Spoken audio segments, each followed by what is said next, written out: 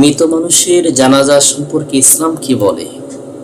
এ সম্পর্কে ফাতোয়া হিন্দিয়ার 1 নম্বর খণ্ডের 163 নম্বর পৃষ্ঠার মধ্যে রয়েছে, একাধিক মৃত মানুষের জানাজার ক্ষেত্রে একবার জানাজা পড়লেই হয়ে যাবে এবং মৃত মানুষকে রাখার ক্ষেত্রে কিছু বিধান রয়েছে।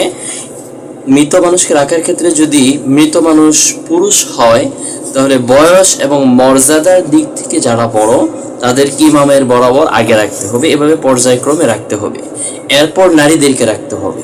নারীদের ক্ষেত্রেও একই নিয়ম, বয়স এবং মর্যাদার দিক থেকে যারা বড় তাদেরকে আগে রাখতে হবে, এভাবে পর্যায়ক্রমে রাখতে হবে।